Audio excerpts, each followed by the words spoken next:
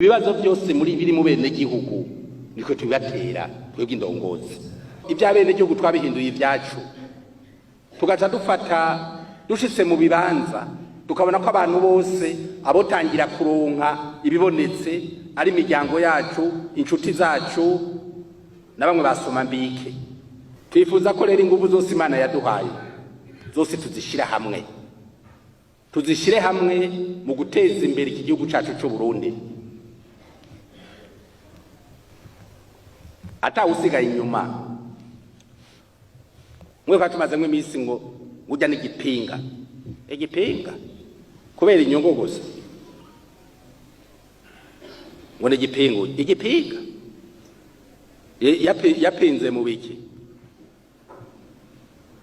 Ngujya mbere nituvuga rumwe muri politiki. Iyo mutavuga rumwe muri politiki n'ibiki. Twese dutegezera kuvuga rumwe nk'abarundi. Nisho gituma n'uzoza na politiki dutandukanye nk'abarundi tuvuga ati twarahariye. Turiko turavuga iterambere. Nta mugambwe uza kuvuga dukontrere iterambere. Tumbwira ati twarahariye kamenya. Tuvuga iterambere kuri twese. Kandi muri iryo terambere turiko turarivuga. Umurundi wari we wese.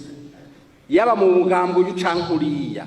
Uwo tubona ashobora kuzana ivyumviro bidushikana kuri iryo terambere. Ajamwe akatujembera tukakurikira. Ibyo gukumiraba tubona bafise Imana yabahaye bashobora kudushikana kuri rya terambere bijya byose tuvyibagira.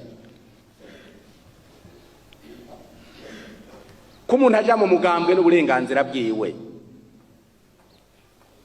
mugabo ko tuba tuzi yuko basokura bavuze bati nuwankuru kwava arazi ko gwiruka tukaba tuzi naho yabagiye mu mugambwe y'ucankuriya tutari kumwe tuvuga tuti ujya mu niki naragishoboye gusumba abandi aje imbere dukurikire twese tubandanye.